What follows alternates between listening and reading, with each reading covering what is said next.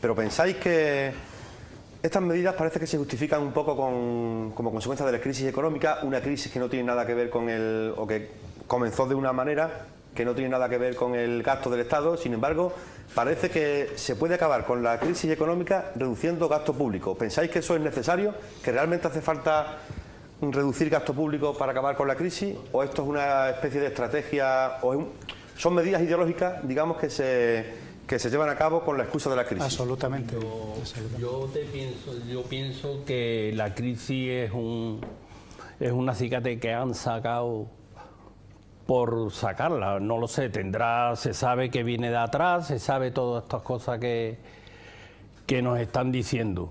Pero lo que sí es verdad es que hoy escucha que la crisis tiene más crisis Alemania, tiene más crisis Inglaterra, tiene más crisis Francia, y sin embargo a ellos no les afecta para nada. Por lo que se ve, somos nosotros los tontos de Europa, como se suele decir, porque vienen a países como Grecia, Portugal y España. Francia, Alemania e Inglaterra pues no le tocan. Un segundito, vamos a ver. Juan José Iglesias, analista político, ¿cree que para salir de la crisis es necesario recortar en educación? ¿O ese recorte en educación es una medida ideológica? Permíteme primero que creo que reconocemos todos que estamos en una crisis brutal. Bueno, pues en una crisis brutal, lo mismo que un padre de familia en su casa cuando tiene crisis, el gobierno tiene que tomar medidas. Con esto no quiere decir que yo esté de acuerdo con las medidas que haya tomado o haya dejado de tomar. Hay que analizar muchas cosas. En educación hay que analizar muchas cosas. Porque hay interinos. ¿Por qué no los hay? ¿Por qué los interinos cubren o no los cubren?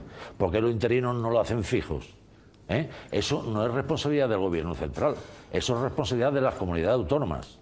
Y la Comunidad Autónoma de Andalucía hace poco tiempo, perjudicando al resto de los interinos que había, legalizó a 25.000 interinos que había en Andalucía, creo que eran, o un número exagerado, perjudicando al resto. En cuanto a la ratio... Sí, pero el tema es reducción de 3.000 millones de euros en educación, ampliación de la ratio de alumnos por clase, y eso es competencia del gobierno central. No, señor, es que la ley es la ley. Esa es la propuesta que hace el gobierno central, pero que está todo a base del Consejo de Gobierno de la Universidad y de la Comunidad Autónoma, para reducir esa clase. Que aumentan el número lectivo de horas a 25, totalmente de acuerdo, que lo ponen. Que la ratio aumenta, de acuerdo, pero será la Comunidad Autónoma y el Consejo de Universidades, cuando nos referimos a la universidad, no a la enseñanza, serán los que tengan que decir si esas medidas son correctas o no son correctas, no el gobierno central. ¿Que hay que tomar medidas? Totalmente. ¿Que la crisis es un acicate? No, la crisis no es un acicate. La crisis es una mala leche que tenemos en España. Y que hay que tomar medidas, nos duela o no nos duela, de todo motivo. ¿Por qué un interino no puede cubrir una baja hasta los 10 días de baja? Y eso creo que lo vas a entender, Alejandro.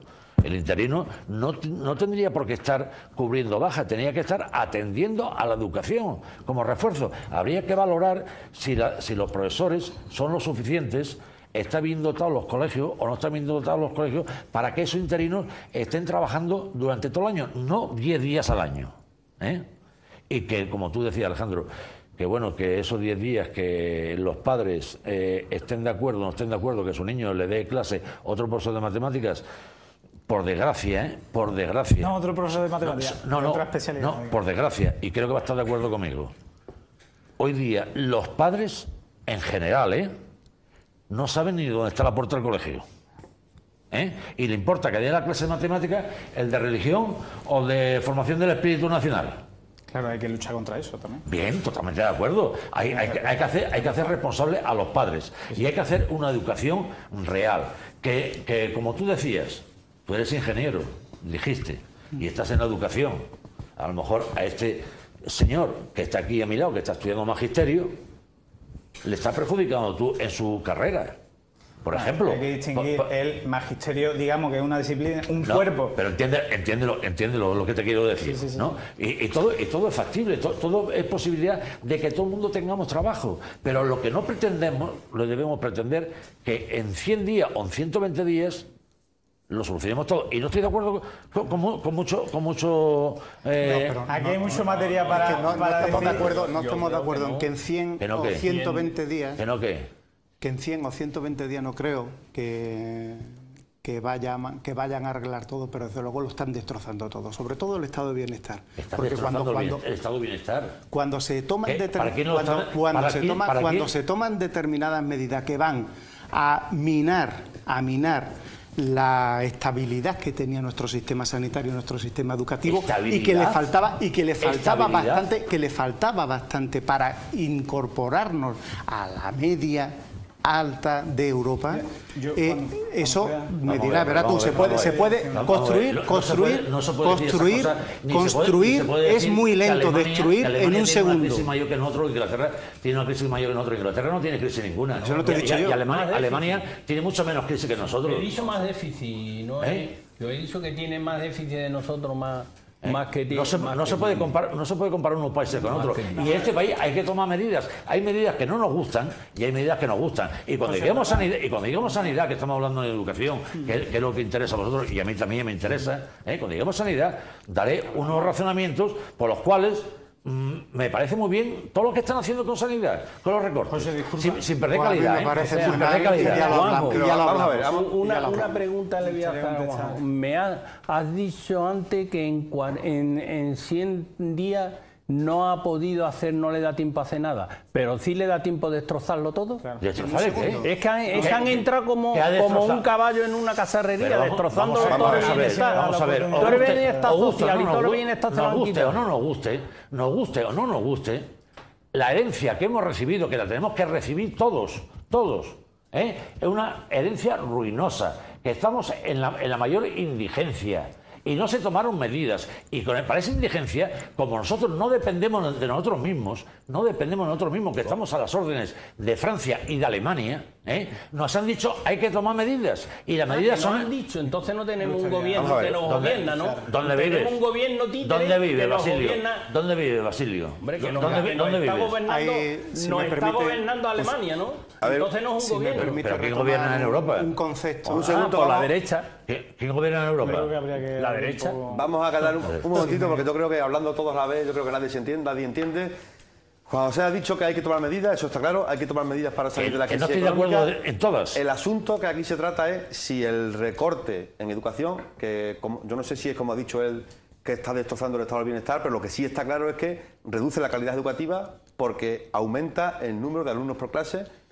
Y se está hablando de incluso... Pero, por favor, ¿quién dice eso? Que destruye la calidad de enseñanza. Hombre, aumentar. Hay pruebas. Eso es tan evidente. ¿Evidente qué? ¿Dónde está la evidencia? La evidencia está en que durante tantos años hemos luchado desde los sindicatos y desde la sociedad en reducir el número de los alumnos en clase para darle calidad, que ahora y por eso el tenemos volver fracaso, atrás... Y por eso tenemos fracaso con la que tenemos, ¿verdad? Habrá otras medidas, habrá otras medidas. Que no interesa. El fracaso escolar no interesa. Interesa, pero no en ese interesa. sentido que estás diciendo tú. A colación de esto me gustaría matizar alguna cosa. Juan José, evidentemente te tengo que... Después también quería responderle aquí al compañero Antonio Basilio, pero antes a Juan José, que yo creo que es importante matizar ciertas cosas. Estamos en una crisis brutal, ¿cierto? Claro, cuando yo le explico a mis alumnos que el gobierno nuestro recorta o invierte 3 veces más en armas o en el Ministerio de Defensa que en educación, yo no sé cómo explicárselo. De hecho, hoy no sabía cómo explicárselo porque no lo entienden. Sencillamente es que es inexplicable. Y yo tampoco lo entiendo. Y les explico cosas mucho más difíciles o que me parecen a mí más difíciles de explicar y es que no he podido. Y ¿sabes lo que pasa? Que claro, yo en mi centro tenemos un programa educativo que se llama Escuela de Espacio de Paz. Cuando yo les explico que hay un gobierno que nos quiere poner de patitas en la calle a los interinos, ellos no lo entienden porque los interinos, que no somos interinos, somos profesores, somos activos de conocimiento que vamos a transmitir esos conocimientos a los alumnos. Ellos no entienden cómo les van a exigir que estén a no sé cuántos alumnos por clase, porque claro, yo les tengo que explicar, sí que os va a afectar que seáis 40 alumnos, y les tengo que decir, porque Tamara, tú el año que viene quieres ir a diversificación, ¿verdad? Fulanito, tú el año que viene quieres que se te adapte al nivel tuyo la asignatura de inglés, ¿verdad? Pues claro, cuando una clase pasa de 20 alumnos a 40 o de 20 a 36, el profesor tiene que adaptarse, tiene que diversificarse. ¿Por qué? Porque la educación de hoy día es diversificada. ¿Eso qué significa? Que tenemos que atender a la diversidad de necesidades de los alumnos.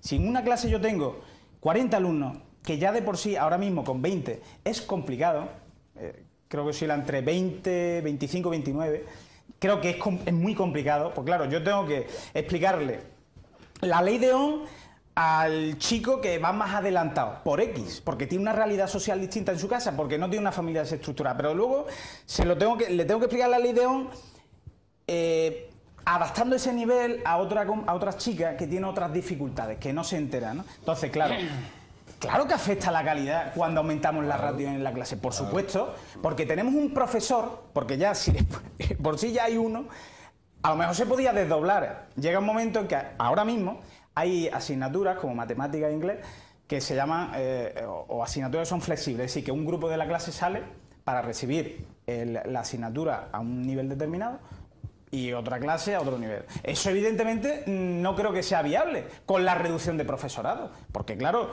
se le va a aumentar el horario al profesorado en activo, al funcionario, pero no solo a uno, a todos. Por lo tanto, al final, ¿qué va a ocurrir también?